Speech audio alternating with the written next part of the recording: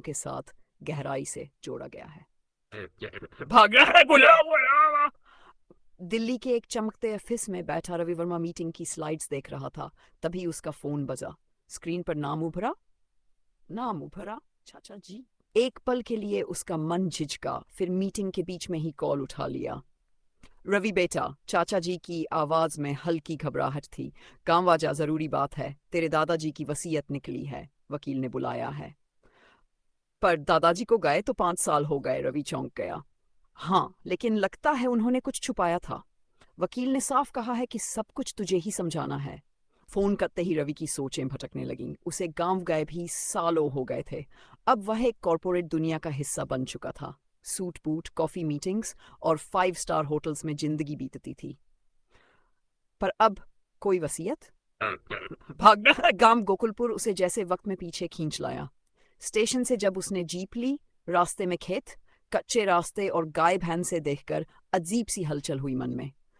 जब बचपन का पीपल का पेड़ नजर आया, वह ठहर गया। दादाजी अक्सर कहते थे, बेटा जो जड़ से जुड़ा होता है वही पेड़ बनता है। घर पर चाचा जी और वकील मेहरा जी इंतजार कर रहे थे। बैठक में वकील ने एक पुरानी लाल रंग की फाइल निकाली। उस पर धूल जमी थी।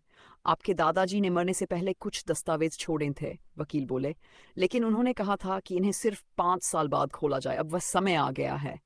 फाइल खोली गई। सबसे ऊपर एक चिट्ठी थी, दादाजी की लिखावट में। रवि, अगर तुम ये पढ़ रहे हो तो समझो कि तुम्हें मेरी असली विरासत तक पहुंचना है। जमीन जायदाद हर कोई बांट लेता है, पर सच की विरासत सिर्फ उसी को मिलती है जो उसे ढूंढने का साहस रखता है। तुम्हें कुछ सुराग दूंगा, उन्हें खोजो। जवाबों में ही असली सवाल छुपा है गया। यह सिर्फ संपत्ति की वसीयत नहीं थी, यह तो कोई खोज लग रही थी। एक ट्रेजर हंट। लेकिन शायद यह खजाना जमीन नहीं, कुछ और था। भाग 3। घर में दादाजी का कमरा वैसा ही रखा गया था। उनकी किताबों, डायरी और चश्मे को किसी ने नहीं छुआ था।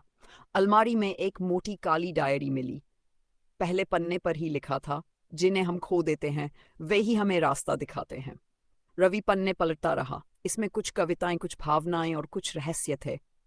एक पेज पर मोटे अक्षरों में लिखा था, जहां तूने पहली बार कदम रखा था वहीं तेरे लिए पहला सुराग है। उसे याद आया, घर का पिछवाड़ा, जहां दादाजी उसे गोदी में पकड़कर चलना सिखाते थे। वहां एक पुराना झूला पड़ा था। झूले के नीचे मिट्टी खोदने पर एक धातु की छोटी डिबिया मिली। उसमें एक चिट्ठी और एक